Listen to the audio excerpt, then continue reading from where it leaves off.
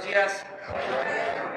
Pues el día de hoy vamos a cumplir con el compromiso de explicar sobre cómo se entregan las participaciones federales a los estados y municipios, cómo se transfieren fondos que por ley le corresponden a estados y municipios. Esto obedece a una legislación que se aprobó en distintos momentos, en 2007, en 2013, y nosotros no hemos cambiado ese marco legal. Lo que hemos hecho es cumplir con las fórmulas de entrega de los fondos y lo hacemos de manera puntual. No se le retrasa el pago a los estados y a los municipios. Estamos al día.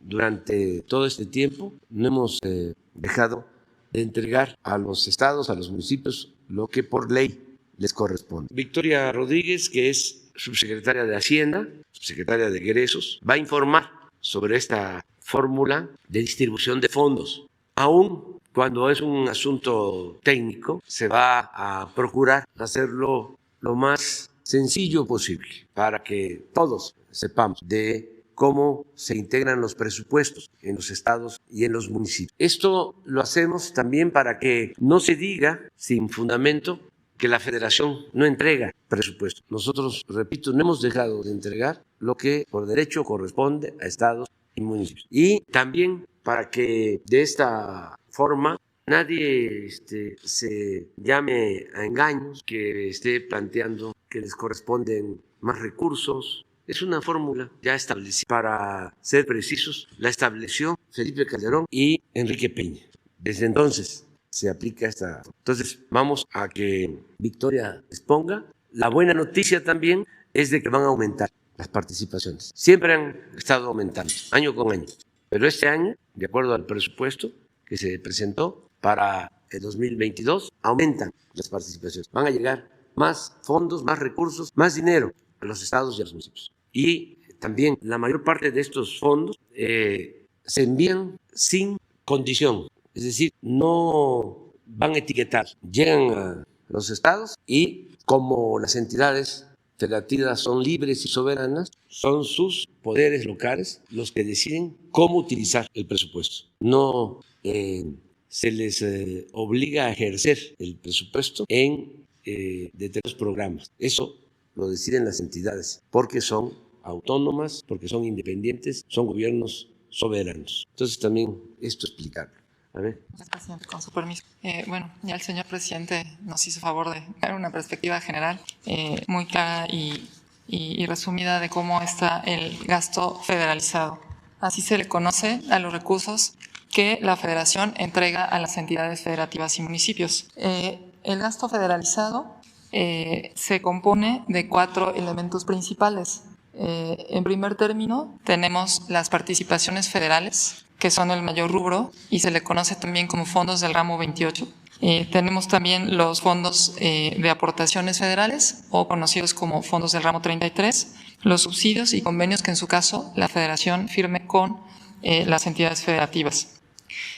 Aquí se observa en la lámina que tenemos un gasto federalizado, como señalaba ya el señor presidente, propuesto en el proyecto de presupuesto de egresos 2022 que se entregó a la Cámara, que próximamente será votado, un gasto total federalizado de 2.108.000 millones de pesos. Me gustaría enfatizar esta cifra, ya que representa un crecimiento respecto al presupuesto autorizado en 2021 de 4.7% en términos reales. Es decir, las entidades federativas estarán recibiendo casi 100.000 millones de pesos adicionales respecto a lo que recibieron en están recibiendo en 2021. Como ya nos comentaba el señor presidente, las participaciones federales destacan en esta composición, ya que por un lado representan casi la mitad de los recursos, ascienden para la propuesta de 2022 a 1.019.000 millones, cuentan con un crecimiento real de 6.7%, y como él ya lo señalaba, son de libre disposición. Las entidades federativas pueden destinarlo a lo que ellos consideren más importante dentro de su ámbito de competencia.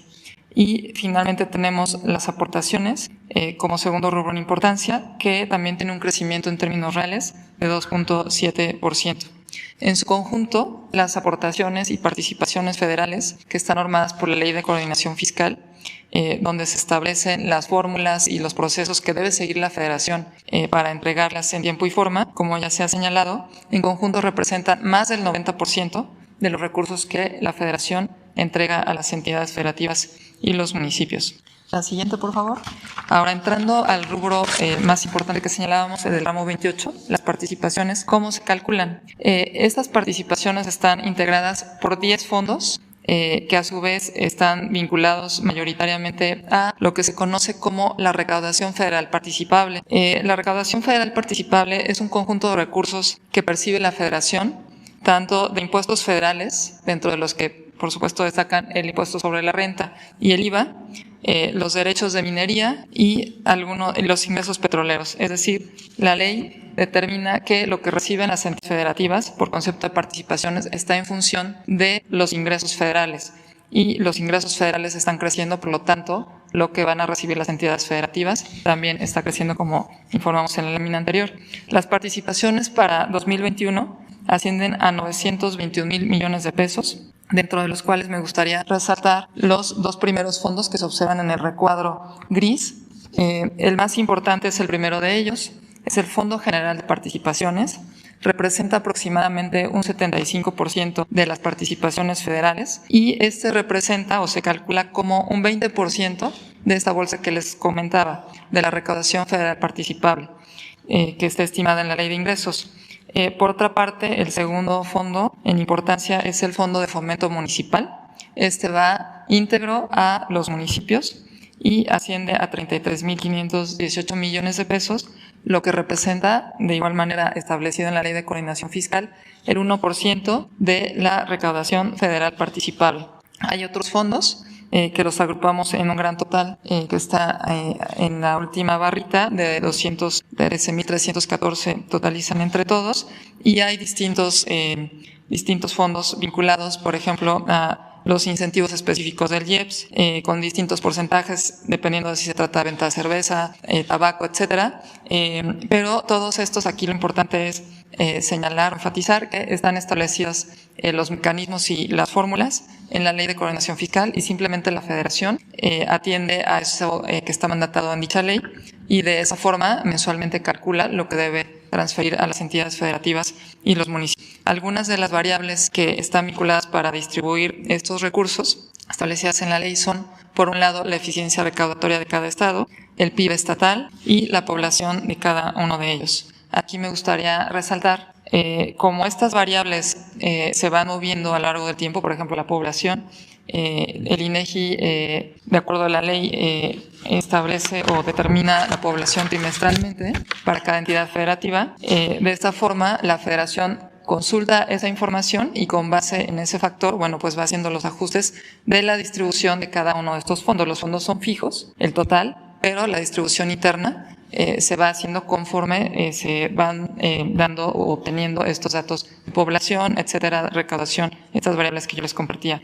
Ahora, si vamos a la siguiente, para explicar el principal fondo de las participaciones, que es el que les mencionaba, vale el 75%, este se constituye como el 20% de la recaudación federal participable y se distribuye a los estados con base en la fórmula que ya nos señalaba el señor presidente, que fue establecida en 2007. Básicamente, lo que nos dice la fórmula es a todos los estados se les va a dar de inicio las participaciones que ya recibían en el año base, que fue 2007. Es decir, nadie va a tener menos que eso, es un piso. Y de ahí se le va sumando lo adicional que constituye este fondo, como decimos que es el 20% de la RFP, de la recaudación federal participable, y la recaudación federal participable va creciendo, entonces este fondo también va creciendo. Ese excedente por encima de lo que era el monto de 2007 se va distribuyendo conforme a 3 factores. Ahí se señala que un 60% está vinculado a la participación del PIB estatal del último año respecto al año anterior con relación al PIB que se observa a nivel nacional, ponderado por la población. Los 2 siguientes factores que valen un 30% y un 1% respectivamente, están vinculados a la eficiencia recaudatoria de la entidad federativa. El primer factor utiliza la tasa media de crecimiento de la recaudación de los últimos 3 años del Estado y el 10% está vinculado a la tasa de crecimiento anual de recaudación de los impuestos y derechos locales, es decir, de la entidad federativa y sus municipios, también ponderado por la población. Como vemos, toda la fórmula este factor de la variación del incremento que tiene el fondo por encima del piso que tenemos del año base, de 2007, está ponderado por la población. Es decir, la fórmula, la reforma que hubo en 2007, le da un énfasis muy grande a la población en la distribución de los recursos de este fondo. La siguiente, por favor. Tenemos el otro fondo importante que va completamente a los municipios. Es el Fondo de Fomento Municipal. Señalaba que es el 1% de la recaudación federal participable. Y aquí mostramos la fórmula. De nuevo, se tiene una base, que es el monto que se tenía en 2013, y la variación o el extra que se va obteniendo de este fondo, el crecimiento del fondo, se distribuye conforme a 2 factores. Un 70% es conforme a la tasa de crecimiento anual de la recaudación local de la entidad federativa correspondiente y un 30% es asignado conforme a la recaudación del impuesto predial de los municipios, ambas variables, de nuevo, ponderadas por la población que hay en entidades federativas. La siguiente, por favor. Aquí mostramos brevemente cómo, como señalaba en las láminas anteriores, si una de estas variables que están establecidas en la fórmula se mueve, la población va cambiando, es dinámica. Les comentaba que se determina trimestralmente por el INEGI. Tenemos aquí el ejemplo en la segunda columna del cuadro, se observa los datos de la población que había al cuarto trimestre de 2020. Y en la siguiente columna vemos cuál era la población al primer trimestre de 2021. Se puede observar que prácticamente en todos los estados hay pequeñas variaciones. Por ejemplo, la Ciudad de México, que es la primera que está resaltada, tiene una población en el cuarto trimestre de 2020, o tenía, de 8.700.000 habitantes. Y para el primer trimestre de 2021 ya eran 9.200.000 habitantes. Es decir, esta variación en el momento de distribuir los fondos que están vinculados a esta variable de población, pues va a tener un impacto en el peso que tiene la Ciudad de México en la recepción de los fondos, y así sucesivamente con las distintas entidades federativas. La siguiente nos habla ya del otro gran fondo que compartía, que son las aportaciones del ramo 33. Estas son básicamente 8 fondos. Los primeros 4 están determinados conforme a un porcentaje de esta misma bolsa que mencionábamos al principio, de la recaudación federal participable. Y los otros 4 están determinados conforme a otro tipo de variables. Los voy a mencionar muy brevemente. Aquí se puede observar que hay fondos para la salud, para la educación, para el fortalecimiento de los municipios y en este caso alcaldías de la Ciudad de México. También hay fondos para atender las carencias de la población en extrema pobreza, como es el FAIS. Tenemos también el Fondo de Aportaciones Múltiples, el FAM, que están enfocados en fortalecer tanto la infraestructura educativa como en destinarse a la asistencia social. Por ejemplo, aquí pueden entrar los desayunos escolares que cubren los estados a los niños. El Fortamun y el FAFEF son para fortalecer a las entidades federativas en distintos aspectos, entre ellos su infraestructura o el fortalecimiento de sus finanzas. El FONE y el FAETA son recursos que están asociados al apoyo educativo. El FONE creo que ya es bastante conocido, está vinculado o determinado conforme al número de plazas de trabajadores de la educación con base en el sistema de administración de nómina que tiene la Federación. El FASA está determinado con base en distintos indicadores como población, mortalidad, etcétera, pero se utiliza fundamentalmente por las entidades federativas para cubrir la nómina estatal de los servicios de salud. Y el FASP, que es el último, es el que está destinado a fortalecer los temas de seguridad pública y su distribución se realiza con base en criterios que establece el Consejo Nacional de Seguridad Pública. Como vemos, bueno, todas estas variables están determinadas, aquí es un breve resumen el que presentamos, están determinadas o establecidas en la Ley de Coordinación Fiscal. Y de nuevo, pues simplemente la Federación acata lo que ahí se establece y determina cuánto le corresponde conforme a eso a cada entidad federativa y se entrega en tiempo y forma. Finalmente tenemos una lámina donde se explica brevemente cuáles son los recursos que van a los municipios y cómo se operan. La Federación, en términos de lo establecido de nuevo en la Ley de Coordinación Fiscal, transfiere los recursos que se establece en dicha norma a los estados y a su vez los estados están obligados por esa normatividad para transferirlos a los municipios. Aquí mencionamos algunos de los principales fondos que están destinados por ley a los municipios. Entre ellos están del Fondo General de Participaciones, que mencionaba que es el principal componente de las participaciones, el que es el 75%. De ese se debe entregar al menos el 20% a los municipios. En segundo término, tenemos, como ya señalaba, el 100% del Fondo de Fomento Municipal, va íntegro a los municipios, el 20% del Fondo de Fiscalización y Recaudación, el 20% del Impuesto Especial sobre Producción y Servicios y el 20% del Impuesto sobre Automóviles Nuevos, por dar algunos ejemplos de lo que los municipios reciben cada año. Y en el caso del ramo 33, uno de los más importantes es el FORTAMU, así como el FAIS. El FAIS tiene una vertiente que va para la entidad federativa en menor medida y principalmente va para atender los casos de pobreza extrema en los municipios, que conforme a los indicadores correspondientes ameritan recibir este tipo de recursos. La última lámina muestra cuál es el gasto federalizado por entidad federativa. Aquí estamos mostrando cuál es el presupuesto aprobado en 2021 para cada uno de ellos. Como se observa, el total del gasto federalizado asciende a 2.014.183 millones de pesos. Y también estamos poniendo en la siguiente columna el monto del gasto federalizado que está previsto en el proyecto de presupuesto de egresos para 2022. Como ya señalaba en la primera intervención, asciende a 2.108.000, que representa 94.600, casi 95.000 millones de pesos adicionales que van a recibir las entidades federativas y los municipios, que implica una tasa de crecimiento de 4.7% de crecimiento en términos reales. Y como podemos observar, si vemos cada una de las filas donde viene en orden alfabético las entidades federativas, todas están creciendo, todas absolutamente, no hay ninguna que caiga, por supuesto en diferente proporción, dado lo que platicábamos de que la ley establece, diferentes variables que son las que nos van a ayudar a definir cuánto le corresponde a cada una de ellas. Enfatizamos que la población es una que tiene un peso muy importante. Y señalaría por último que esta distribución se realizará ya específicamente en cada uno de los fondos una vez que se tenga la aprobación del presupuesto de egresos 2022 que está actualmente en la discusión en la Cámara de Diputados. Muchas gracias. Muchas gracias. Bueno, esta es una explicación técnica importante para que se conozca cómo se distribuyen estos fondos. Para insistir más, la Federación recauda, cobra los impuestos, sobre todo el impuesto sobre la renta, el IVA, los impuestos que permiten a la hacienda pública más ingresos, y mediante la Ley de Coordinación Fiscal, que fue aprobada en el Congreso, con el apoyo de todos los legisladores, de todos los gobernadores, se lleva a cabo la distribución de los fondos. Ese es el mecanismo.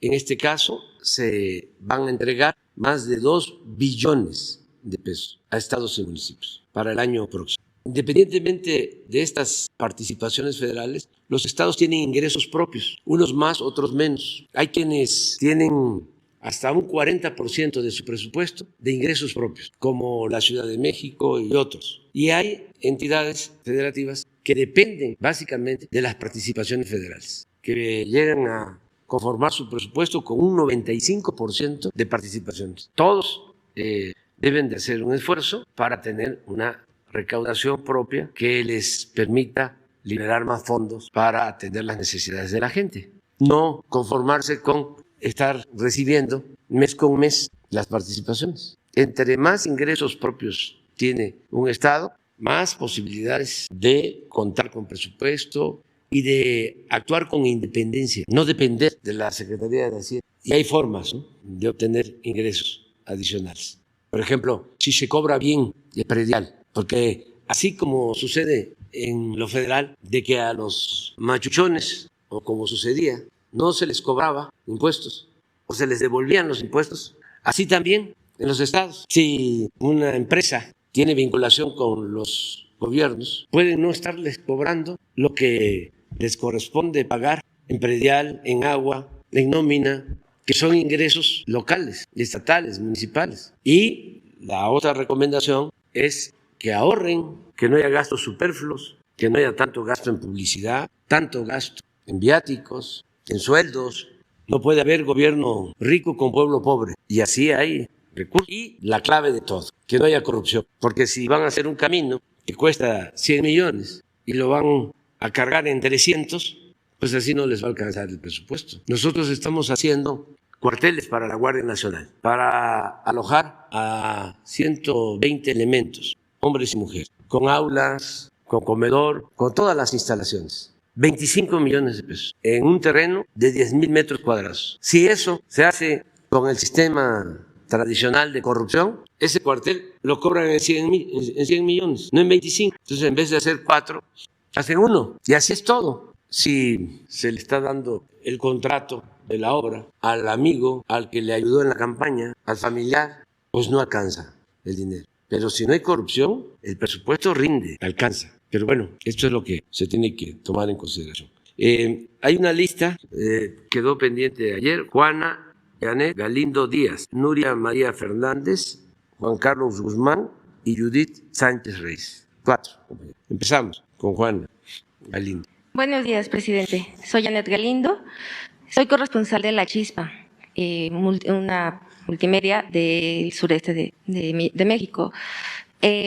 Con respecto a cómo es que se están blindando los gobiernos después de todo el desastre que han dejado administraciones salientes de caos, que han dejado administraciones salientes como por ejemplo en el estado de Michoacán, el estado de Campeche.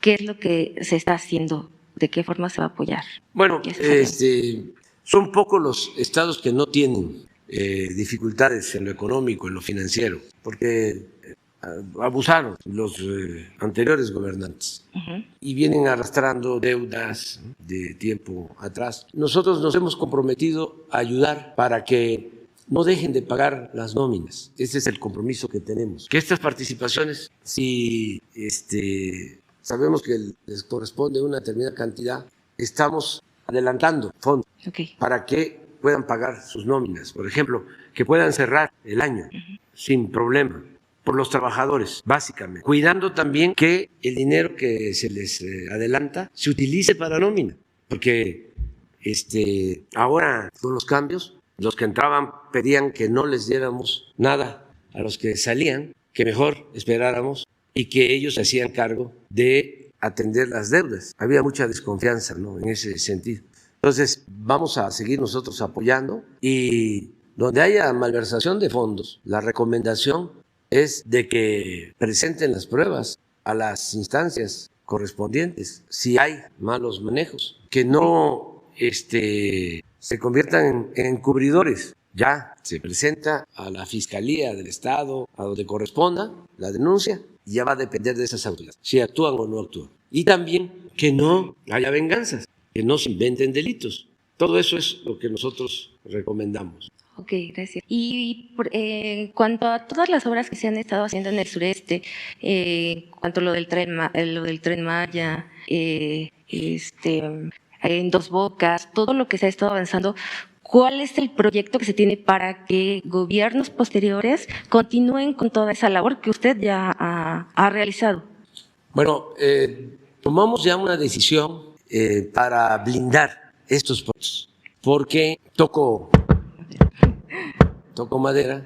Si regresan, que deberían de regresar, pero lo que se robaron, pero si regresan los neoliberales corruptos, van a querer privatizar lo que no pudieron o no les alcanzó el tiempo de entregar. Entonces, ¿cómo blindamos para que el Tren Maya no lo vayan a privatizar? Ellos le llaman desincorporar. Ese es el eufemismo que utilizan desde el tiempo de Salinas.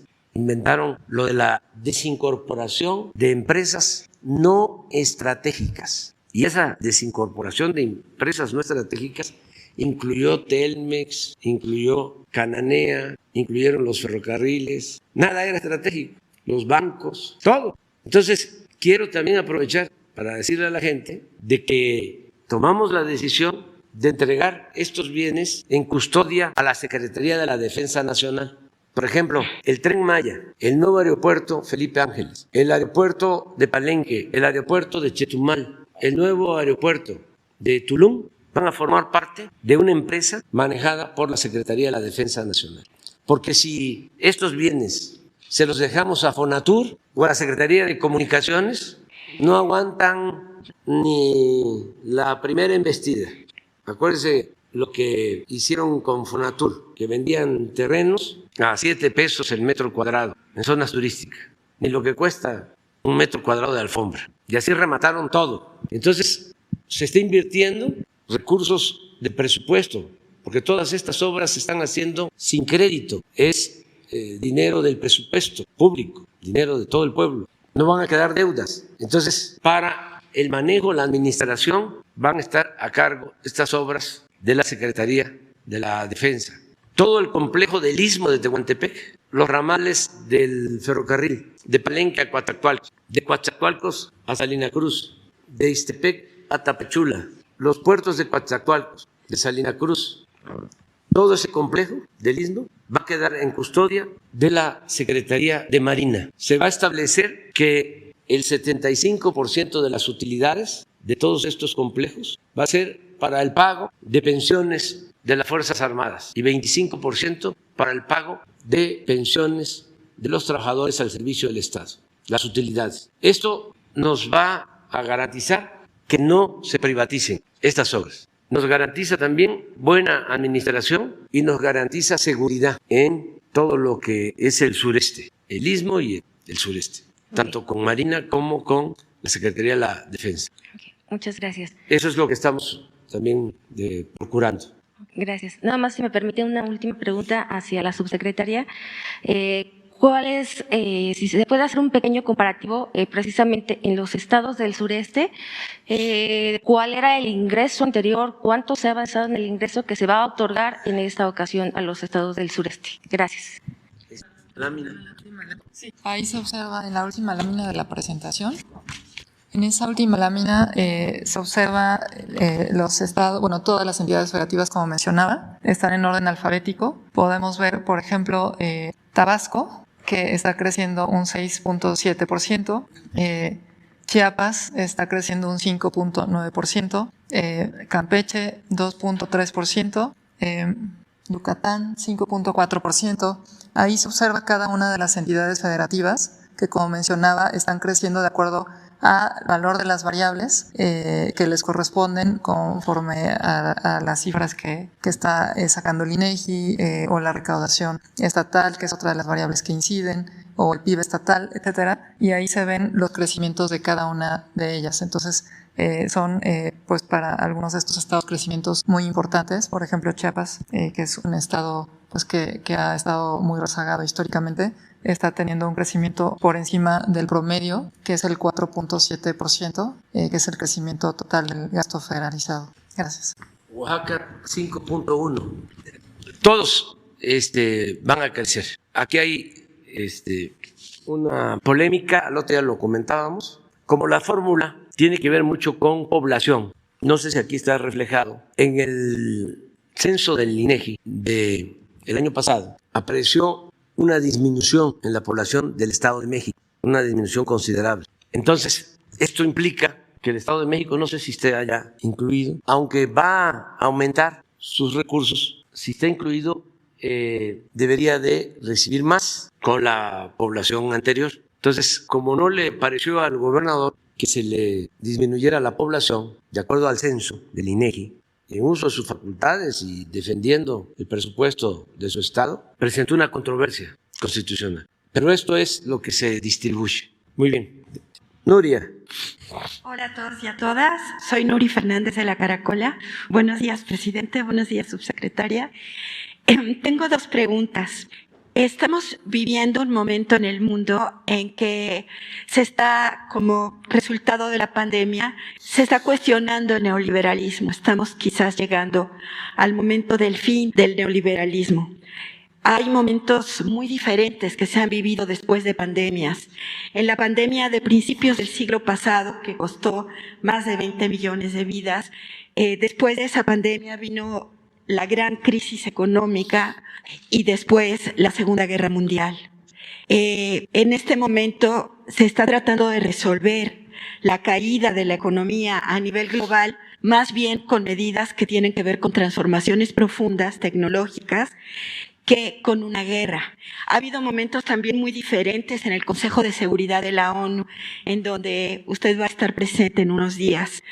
Quisiera recordar cuando se tapó el mural de Guernica de Pablo Picasso, que estaba en la entrada del Consejo de Seguridad, para que los ministros no se sintieran mal de votar a favor del bombardeo contra Irak, recordando otro bombardeo. Y pues esa invasión a Irak costó 1 millón de vidas iraquíes.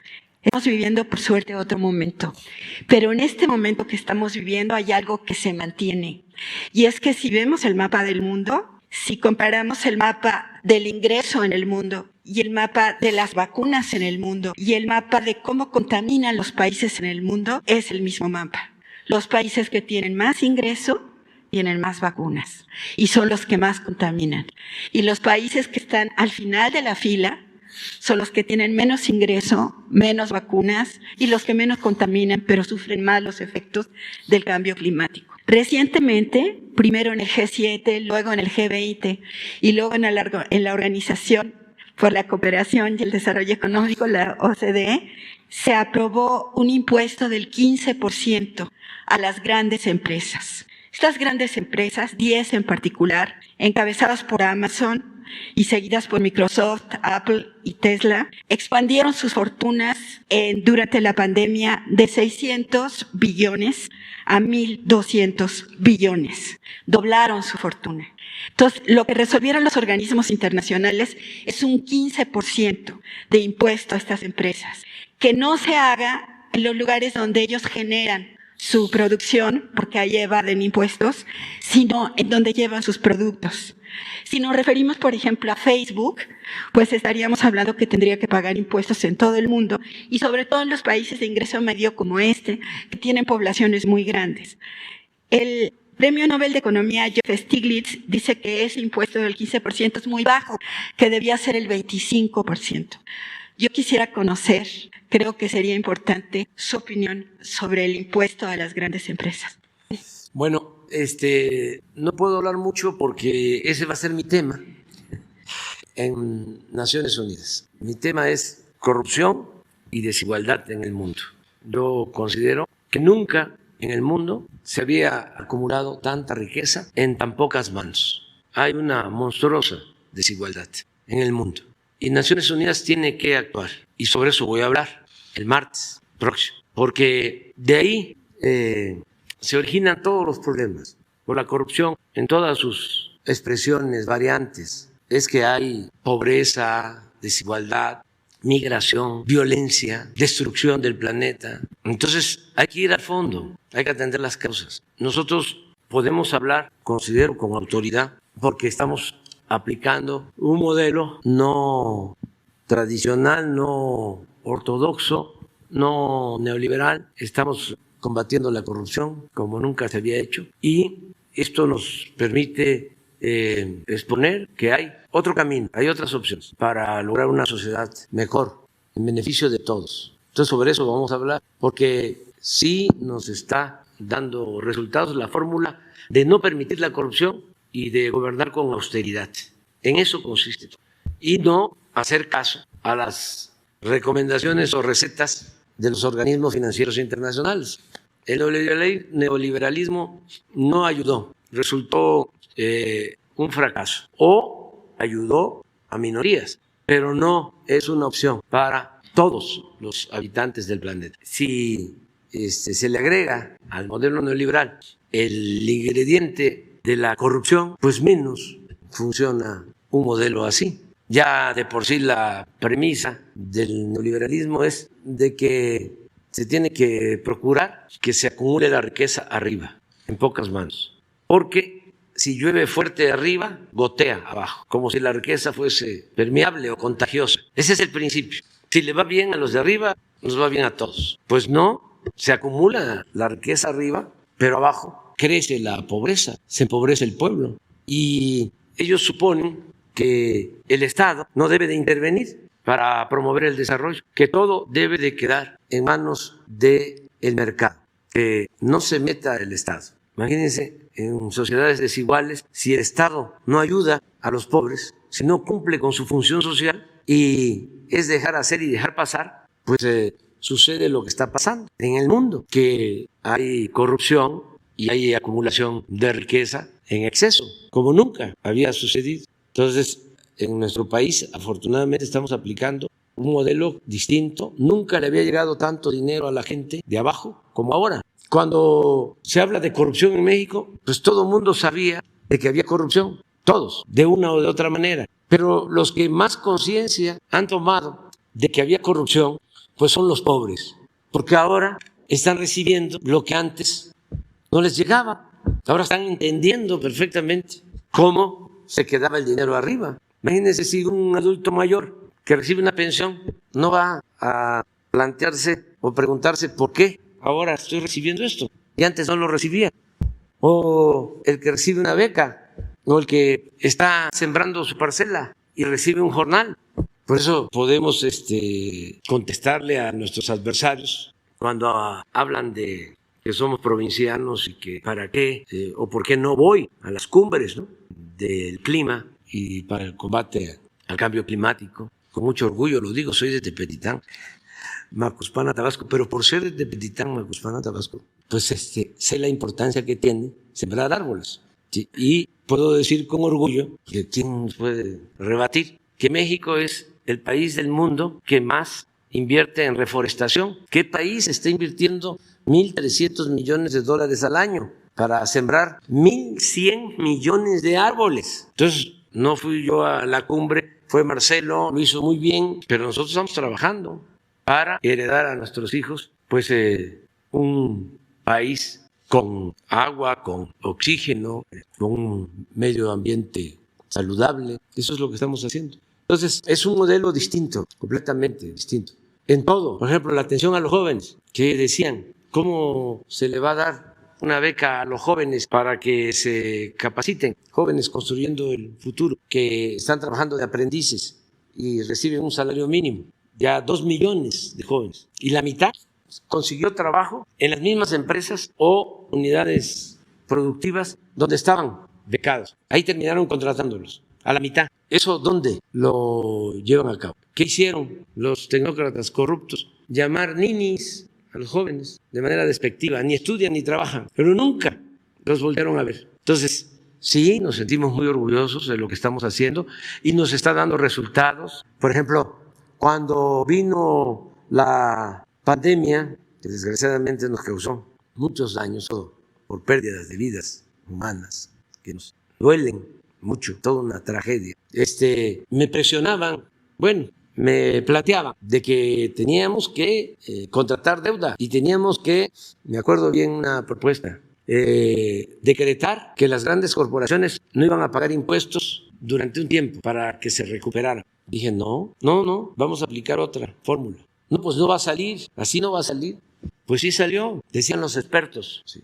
La caída de la economía en México va a tener la forma de L, va a caer, se va a ir durante mucho tiempo, no va a haber recuperación. Y aquí dije, va a ser V, va a ser así. Y así fue. ¿Saben cuántos empleos tenemos ya de más, tomando en cuenta lo que perdimos con la pandemia? Tenemos 150,000 empleos más recuperados. Ya estamos mejor en términos de empleos que como estábamos antes de la pandemia. O sea, recuperamos 1.500.000 empleos, ya salimos. Y además hemos mantenido estabilidad cambiaria, ya vamos para 3 años sin devaluación y nos da muchísimo gusto. Por eso, ahora que voy a Nueva York, voy a aprovechar para mandarles un saludo fraterno, solidario a las paisanas y paisanos, porque siguen apoyando a México, enviando remesas, enviando recursos a sus familiares. Este año es muy probable que lleguemos a 50,000 millones de dólares. El año pasado fueron 40,600 millones de dólares. Ya llevamos hasta septiembre 37,300 millones de dólares.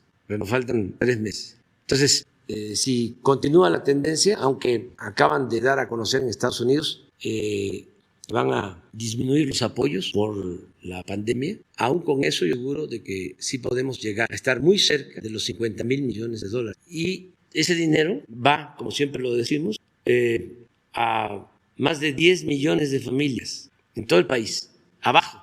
Eso nos ayuda muchísimo a reactivar la economía. Por eso tenemos buena recaudación. ¿Por qué no pones la recaudación? Van a ver el IVA, el impuesto sobre la renta, en términos reales estamos tablas, pero el IVA tiene un incremento considerable. No hemos tenido crisis de consumo, esto es muy importante. La única preocupación que tenemos ahora, que hay que cuidar, es la inflación, el que no hay incremento, pero todas las proyecciones que se tienen van en el sentido de que va a ser pasajero, de que vamos a bajar la inflación porque estamos muy dependientes de la economía estadounidense, para bien y para mal. Entonces, allá aumentó la inflación y repercutió en México. Y es un fenómeno mundial, pero sí lo tienen el dato.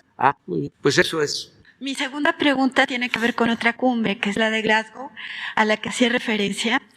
En realidad, esta cumbre de Glasgow es pues un evento histórico porque de alguna manera pone fin a un modelo de desarrollo que comenzó con la revolución industrial, que se basó en la producción de energía a partir del carbón y luego del petróleo. Se está cuestionando a nivel global si la continuidad de la vida de la especie humana en el planeta es posible con este modelo de energía. Y se está llegando a la conclusión de que no. Entonces, nos encontramos a las puertas de una nueva revolución industrial o desindustrial de economía verde. Y esto es verdaderamente, pues, interesante. Y en esta cumbre de Glasgow se están discutiendo distintas propuestas. La cumbre va a durar hasta el 12. Y creo que sería importante, y esa es la pregunta, que se hiciera hincapié en la propuesta ambiental que se está desarrollando aquí, que en mi opinión tiene 3 ejes. Uno es la reforestación y el apoyo a la pequeña agricultura con Sembrando Vida. El segundo es que no se produzca petróleo para la exportación, sino solamente para el consumo interno, para elaborar gasolinas, de manera que se baja la participación de aquí en la contaminación global por petróleo. Pero la tercera es la reforma energética, plantear que la energía comience a producirse, sobre todo con el mecanismo de las hidroeléctricas, que además ya tienen una infraestructura aquí ya construida, es muy importante. Y estos 3 ejes pueden ayudar mucho a países de desarrollo medio, como los grandes gigantes, diría yo, como Brasil, Sudáfrica, etcétera, la India, en estas 3 propuestas. Entonces, mi pregunta sería si la delegación allá en Glasgow va a plantear estos temas. Sí, se planteó. ¿No tienes la carta? Bueno, vemos ahora, la carta que le envía el presidente Biden. Sí. Miren esto. Es lo más actual. Sí, al 3 de noviembre. En total de ingresos de 3.356 a 3.557. 200,000 millones más del año pasado a en lo que va del año. Es comparando el mismo periodo del 20 con el 21. 200,000 millones más en términos cuantitativos. Si a esto le quitamos la inflación, significa 0.7 de incremento en términos reales. Así es, ¿verdad, Víctor? Y en el caso de los tributarios, lo mismo. Aquí es más 1.8 de incremento en términos reales. Pero en el impuesto sobre la renta, que es el que más se recauda, es de 1.471 el año pasado a 1.550. Aquí son 80,000 millones más. En términos reales, 0.2. Pero iba de 802 a 945. Son como 140,000 millones más. 12% en términos reales. Si a esto le agregamos inflación, estaríamos hablando de 17% aproximadamente. Entonces, vamos bien en cuanto a nuestras finanzas. Ayer hubo en la mañana, cuando se hizo el anuncio del Tesoro de que iban a dejar de estimular la economía de Estados Unidos, se incrementó un poco el dólar con relación al peso, pero luego ya se estabilizó de nuevo. Tenemos una moneda fuerte y tiene que ver con la disciplina financiera, con no gastar más de lo que ingresa, con no endeudarnos. Y a ver la carta. Miren, esta carta la envié al presidente Biden porque ellos promovieron lo del la cumbre y tuvo la amabilidad de que nos visitara su representante, John Kerry, que es el encargado del clima. Estuvimos en Palenque, estimado presidente Biden, como resultado del encuentro que sostuvimos hace unos días en Palenque, Chiapas, con su representante personal, el señor John Kerry. Me es grato informarle que el gobierno de México apoyará el esfuerzo que usted encabeza para enfrentar el grave problema del cambio climático originado por el aumento de las emisiones de dióxido de carbono y de otros contaminantes del medio ambiente. Puntualmente asumimos los siguientes compromisos. Esto se lo envié antes de la cumbre, fue lo que llevó Marcelo. 1. En México seguiremos reservando nuestros combustibles fósiles y solo extraeremos petróleo y gas para nuestro consumo interno. En 3 años hemos destinado presupuesto a la exploración de nuevos yacimientos y durante el tiempo que llevamos en el gobierno es más lo que hemos descubierto en volumen de petróleo que lo que hemos extraído. Hemos actuado de manera responsable. Cuando termine mi administración, habremos incrementado las reservas probadas en 300 millones de barriles de petróleo crudo. Sin embargo, nos comprometemos a no extraer más de 2 millones de barriles diarios, lo cual significa que al finalizar mi mandato no exportaremos petróleo crudo como se ha realizado en los últimos 40 años y toda la producción petrolera se destinará al mercado interno. Vamos a procesar toda nuestra materia prima. Cuando hablo de 2 millones de barriles diarios, este es el techo, porque ahora estamos extrayendo 1.760.000 barriles diarios. Hubo un año con Fox, el 2004, que se extrajeron 3.400.000 barriles diarios, el doble de lo que nosotros estamos extrayendo.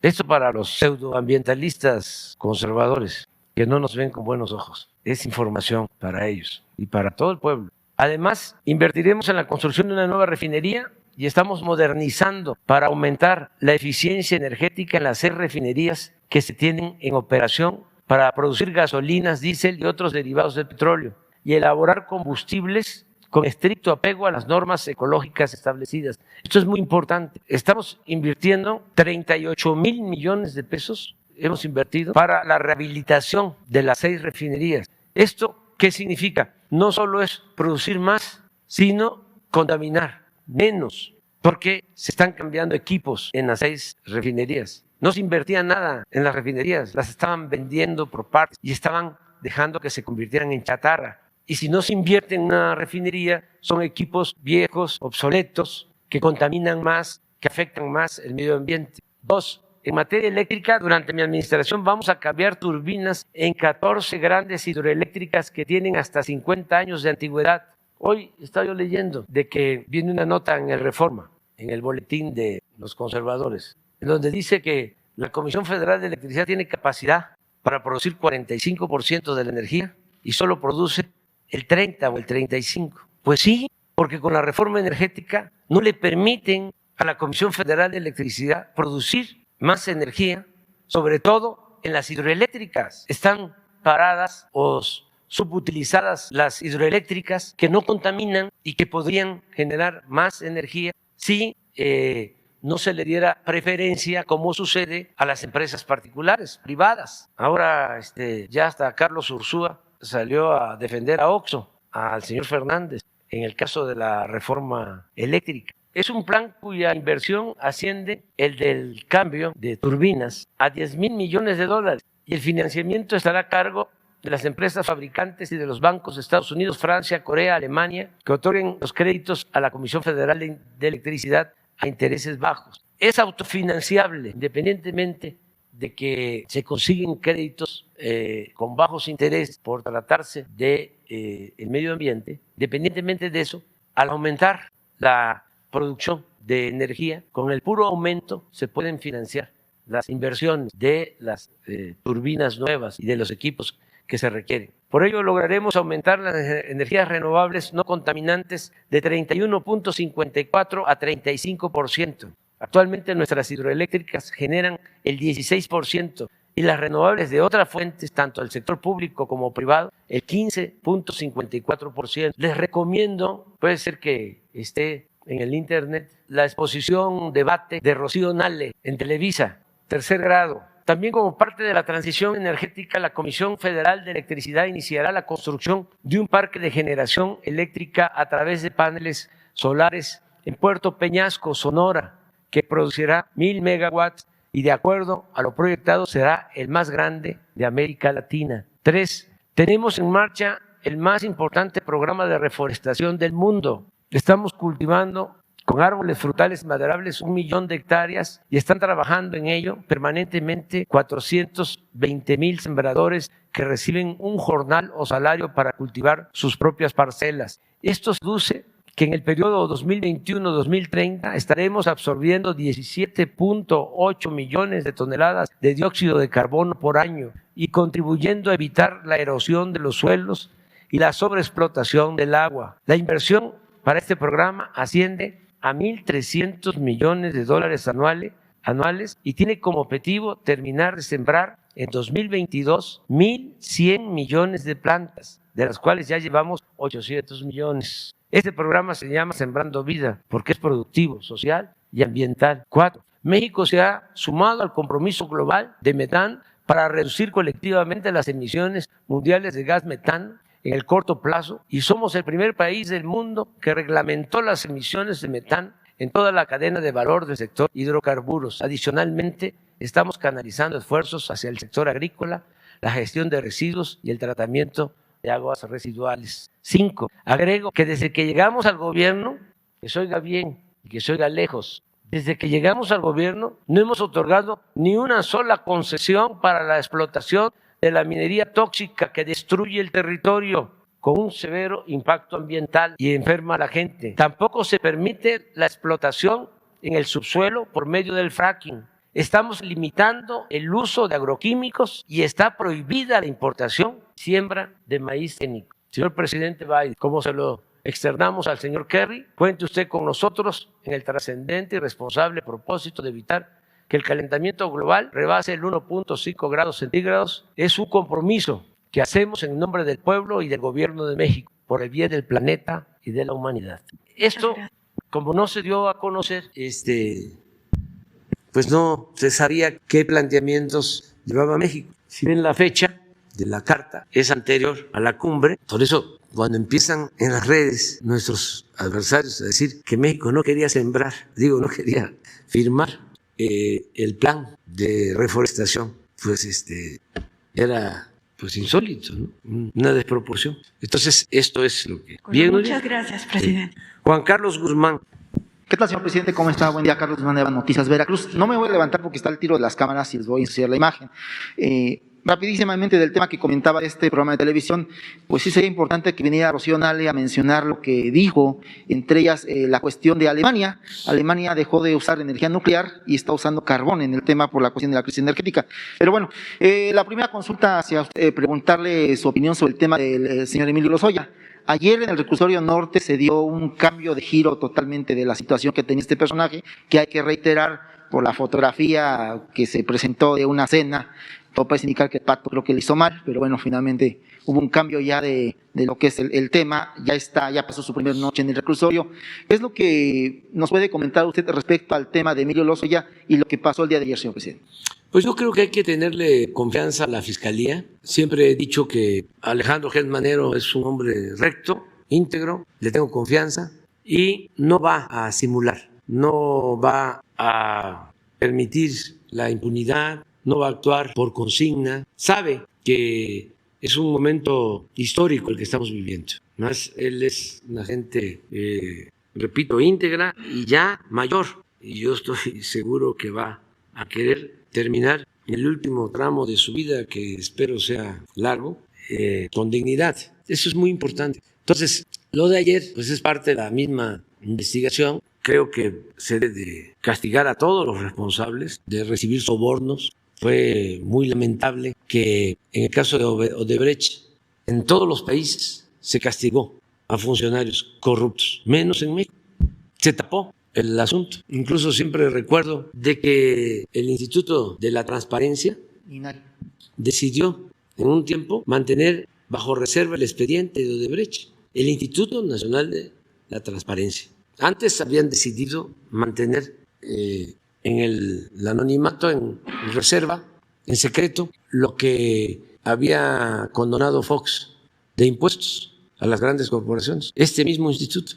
Entonces, Qué bien que ahora, aunque ha pasado tiempo, se está retomando el caso. Desde que empezó Odebrecht a funcionar, desde el gobierno de Calderón, llegaron a hacer un consejo de administración de Odebrecht en Los Pinos, en el tiempo de Calderón. Hasta ahora estamos nosotros corrigiendo lo de Odebrecht con Pemex, porque se firmó un acuerdo con Odebrecht para que Pemex le vendiera gas, metano, con precios subsidiados y otras ventajas. Y ya aceptaron que se modifique ese contrato y nos vamos a ahorrar muchísimo dinero. Pero hay muchas cosas pendientes todavía. El dinero que entregaron de sobornos.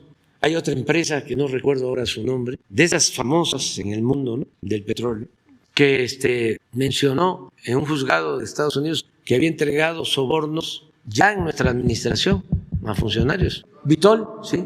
Y vinieron aquí a querer reparar el daño que nos pagaban una cantidad de dinero. Y dijimos, no, queremos saber quién fue el funcionario que recibió el dinero. Y está la denuncia presente en la Fiscalía, porque todas estas empresas hacían y deshacían. Es lo de Iberdrola, que es una vergüenza, que tenían como empleados a los servidores públicos del gobierno, a los funcionarios del gobierno. Entonces, yo veo bien lo que está haciendo la Fiscalía y en este caso también es el Poder Judicial, porque es el Ministerio Público y el juez. El Ministerio Público tiene que ver con la Fiscalía, pero el juez es parte del Poder Judicial y son los que determinaron que se quedara ahí el señor. Lo acusan columnistas políticos hoy de que usted tuvo que ver en el viraje de la Fiscalía, señor presidente.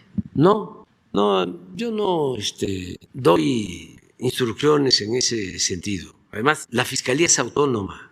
Estoy hablando de la integridad del fiscal. Imagínense, yo recomendándole algo al fiscal, primero nunca lo haría, nunca lo he hecho, ni con los periodistas que más me atacan. Vienen a veces los dueños de los medios a decirme, a insinuarme, se está pasando, buscando que yo les diga, sí, pero ¿para qué lo tienes ahí? Nunca, jamás, nunca. Pero no solo es un asunto de dignidad y de principios. ¿Cómo le voy a pedir yo al fiscal que actúe de determinada forma? Él también, si es un hombre íntegro, imagínense la vergüenza para un presidente que un fiscal que es autónomo le diga que no, que lo puede hacer Alejandro Hertz. Entonces yo no me expongo a esas cosas, yo soy libre, no establezco relaciones de complicidad con nadie, no me gustan las componendas, siempre actúo con transparencia, por eso podemos tener estos diálogos circulares. Imagínense si yo no tuviese autoridad moral, aquí me sobajarían ustedes, con razón, me poncharían. No podría yo batear, como lo hizo Soler, todavía no cae esa pelota. Yo no sé cómo esté colocado el campo de los Astros, pero si está para el Golfo, pues debe de andar por la pelota esa como por Tampico, por Nueva Orleans. En una de esas fue allá a La Habana. Hablando de porque este le dio durísimo. Hablando del tema, usted tocaba el tema del INAI, de los organismos autónomos. Ayer incluso hubo una exposición de lo que pasaba con niños, niñas y adolescentes. Hay un organismo que le comentábamos hace, si no me acuerdo, 4 meses, que es CIPINA, que está ensimismado con el DIF. Es un organismo que ha tenido varios casos que no ha resuelto. Un caso de una niña de Puebla que prácticamente murió porque CIPINA no la atendió. ¿Qué es la propuesta que se tiene, consultar usted, señor presidente, de los organismos autónomos? Se ha perdido todo este tema en el INE, en lo que es la reforma eléctrica, lo que está pasando ahorita con la COP26, pero ¿se va a hacer finalmente la desaparición de los organismos autónomos que dijo o no, señor presidente? Sí, lo que pasa es que son inercias. Hay que estar empujando todos los días el elefante, todos los días hay que estar empujando.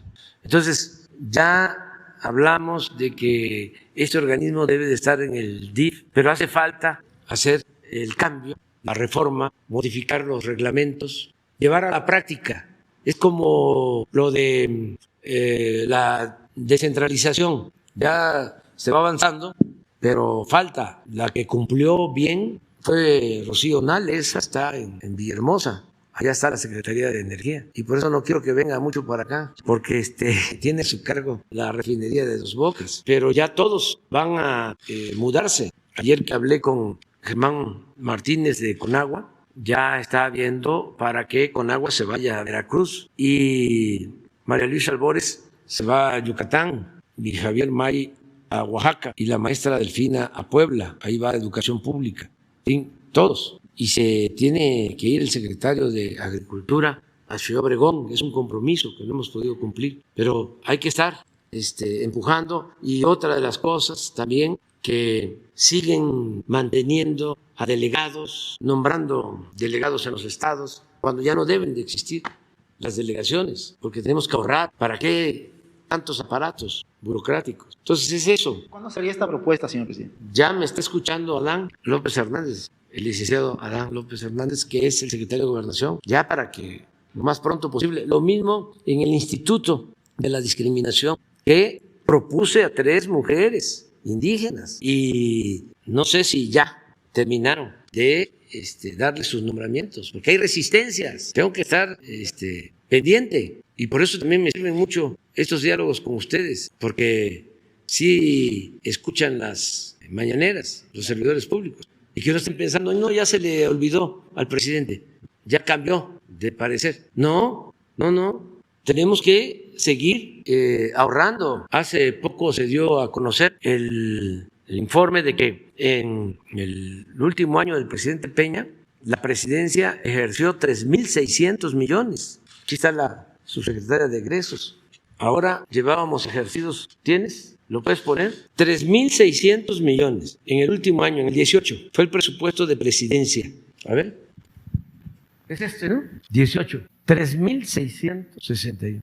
Esto es para que no nos cuenten de que no se puede, de que hace falta más y más y más presupuesto. Y esa idea que había de que el funcionario tenía que tener presupuesto, porque si no manejaba presupuesto, pues no era nada, como si eso fuese lo más importante. Y ahora 805, pero ejercidos 805. Sí, esto es.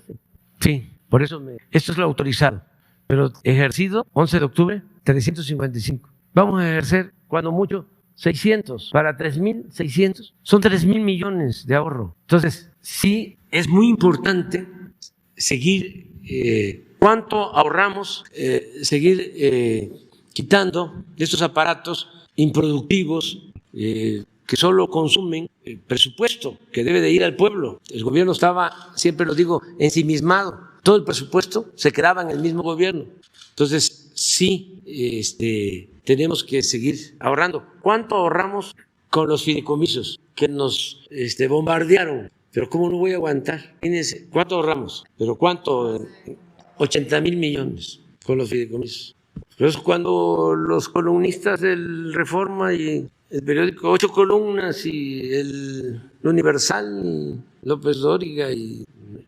Primero, ya lo dije ayer, hay que tener la conciencia tranquila. Ese es el tribunal más importante, nuestra conciencia.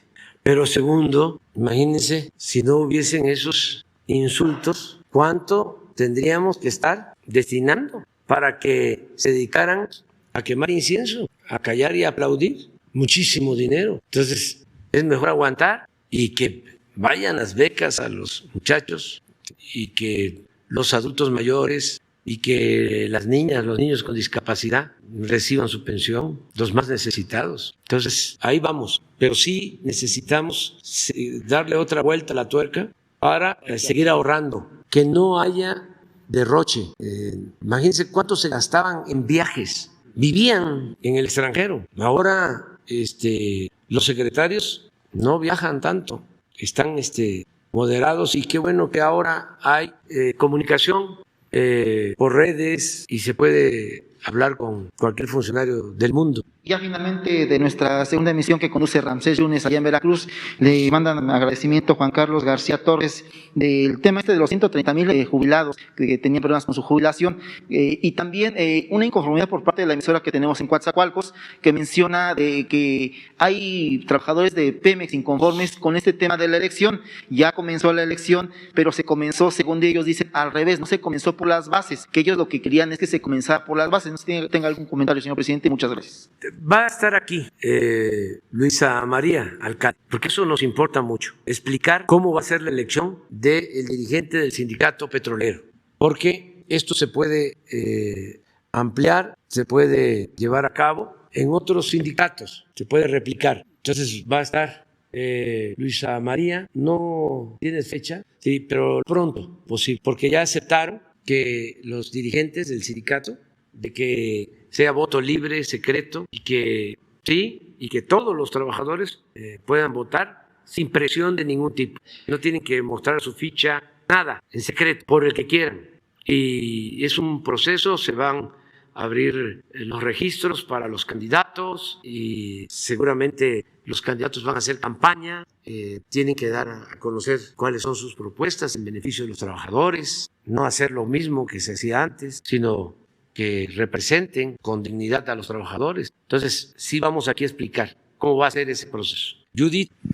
Gracias, presidente. Buenos días. Judith Sánchez Reyes, corresponsal de Imagen del Golfo de Veracruz. Justamente sobre la elección en el sindicato de Pemex, la secretaria Luisa María Alcalde hace unos días dio a conocer que primero iniciarán las elecciones en las 36 secciones del sindicato y posteriormente se dará paso a la elección de la Secretaría General. En redes sociales algunos trabajadores manifestaron un poco de sorpresa, dado que esta elección, a pesar de ser extraordinaria, que es provocada justamente por una renuncia por jubilación, pues tradicionalmente se hacía al revés, es decir, primero se daba la elección del secretario general y luego en las 36 secciones.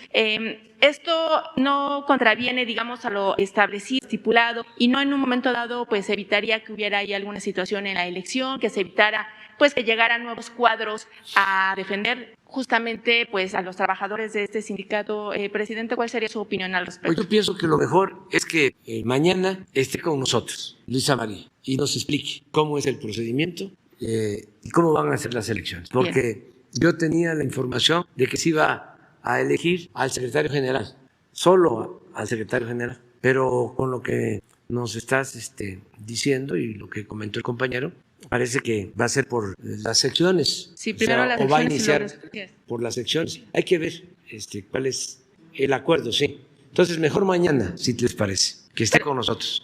Bien, y justamente usted también se refirió a lo que tiene que ver. Permíteme, nada más que si está aquí, sí. Sí, yo creo que sí, porque estamos hablando de que no sale. Adelante. Sí, y también se acaba de referir a lo que tiene que ver con el Istmo de Tehuantepec. Preguntarle si ya tiene programado este viaje de supervisión justamente a la obra del corredor interoceánico, si la presencia de la Guardia Nacional realmente ha podido frenar los actos de extorsión que había contra las empresas constructoras, si hay ya detenidos, si están ubicadas, digamos, estas bandas que hacen estos delitos. Sí, ya se avanzó, sobre todo en los tramos de Medias Aguas hacia Matías Romero teníamos problemas, más en la parte de Veracruz que en la parte de Oaxaca, pero ya está participando tanto la Guardia Nacional como la Secretaría de Marina, porque estaban extorsionando a las empresas. Había ahí un grupo delictivo, pero ya se resolvió y también teníamos dificultad con una de las empresas que no avanzaba, ya se habló con los directivos y ya se destrabó el problema y van a cumplir. ¿Se cumplirá en tiempo y forma entonces? Sí, sí, se está avanzando y se va a licitar este mismo año lo que tiene que ver con la rehabilitación de toda la vía de Palenque a Coatzacoalcos. Ya también se habló con el señor Larrea, que tenía una parte de la concesión, para que nos liberara un tramo que él tenía concesionado de Medias Aguas a Coatzacoalcos, y ya se llegó a un acuerdo con él. Se va a tener una vía especial para el tren del Istmo y se va, decía, lanzar la convocatoria, la licitación para la rehabilitación de Palenque a Coatzacoalcos y también de Tapachula a Ixtepec. Se tiene que hacer ya este año y se va a hacer un ramal de Estación Chontalpa a Dos Bocas. Son como 80 kilómetros nuevos para la refinería de Dos Bocas y el puerto de Dos Bocas. Entonces, es todo lo que está en proceso. Entonces, la fecha para su viaje todavía no estaría como determinada. Sí, voy antes de que finalice el año, voy a estar. Es probable que sea a finales de este mes. Bien. Ahora lo que tengo en puerta es supervisar los trabajos de las refinerías, básicamente, y tengo que ir al Istmo, tengo eso presente, y voy a ir a ver también los caminos de Oaxaca Ok, bien, presidente. Y finalmente, usted ayer hizo referencia a este caso de Octavio Ocaña, que bueno, perdió la vida el fin de semana en el Estado de México. Nuevamente es un caso en donde se señala la participación o la presunta participación de policías municipales. Preguntarle nuevamente si existe la posibilidad de que este tipo de casos en donde están involucrados policías estatales, municipales, puedan ser atraídos por la Fiscalía General de la República. Porque, bueno, estamos viendo nuevamente el papel de las fiscalías estatales que protegen a estos elementos que, si bien, vaya, es positivo, pero al final del día pues se ha visto mucha impunidad en algunos casos, como también el caso de Alexander, este chico que fue asesinado en Oaxaca, que ya es un tema que ya se está atendiendo, pero pues nuevamente se ve esta participación, la falta también de protocolos ante una situación de esta naturaleza por parte de los efectivos. ¿Cuál sería su opinión al respecto? De que en todos estos casos donde hay dudas y los familiares piden que intervengamos, lo vamos a hacer siempre. Y respetuosamente le solicitamos a la Fiscalía que nos ayude, que se atraigan los asuntos, si hay los elementos, y no hay problema con los gobiernos estatales, porque también a ellos les conviene que se aclaren las cosas. No se puede proteger a nadie, no se debe proteger a nadie. Yo creo que un error gravísimo que se cometió en el sexenio pasado, lo digo con todo respeto, fue el de tratar de cambiar la versión de lo sucedido en Iguala. Esas son lecciones para todos los que nos dedicamos a los asuntos públicos. Uno no debe de encubrir, para decirlo coloquialmente, además de la responsabilidad de uno y de la rectitud para tener autoridad moral, porque si hay autoridad moral hay autoridad política. Además de eso, no tiene uno por qué sudar calenturas ajenas. Trátese de quien se trate, aunque sean familiares. ¿Qué hace una autoridad? Tapando, encubriendo. ¿En qué le ayuda? En nada. Y mucho menos ayuda a la vida pública de un país. ¿Qué acuerdos puede uno tener con una institución o con subordinados para que el presidente se convierta en encubridor? ¿Qué gana? Nada, nada. Entonces, en todos los casos, y esto yo creo que los gobernadores lo entienden muy bien, debe de prevalecer la transparencia y la verdad. Y si un policía o cualquier servidor público comete un ilícito, debe ser castigado. Y esto es sano, no proteger a nadie. Trátese de quien se trate, aunque sea familiar. Por eso es distinto el servicio público de otras actividades, que hay que actuar con más rectitud que en otras cosas. En otros casos es como el ladrón o el ratero, el de la calle comete un ilícito y debe ser castigado. Pero es doblemente penado que el ratero sea un servidor público, porque se le está confiando, el pueblo le está confiando el manejo de asuntos de todos. Tiene una doble responsabilidad. Entonces, yo sí pienso que en todos los casos, si hay elementos y lo solicitan los familiares, se pueden revisar. Ya se presentó un informe en el caso de el joven que presuntamente había sido asesinado por policías en Mérida. Ya la Fiscalía presentó un informe, hizo toda una investigación sobre esto, que incluso sería bueno que la Fiscalía presentara el resultado. ¿Ya lo hizo público? Sí, pero esa es la versión y que sí. Y si no están de acuerdo el familiar con esa versión, acudir a otras instancias y esclarecer los hechos, ¿no? Gracias, presidente. Aquí está, sí. ¿Cómo ven que ya se pasó de las 9?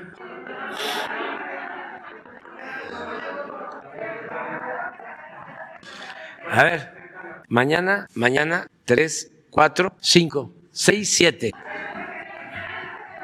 ¿Mande? Lo de Bavispe, sí.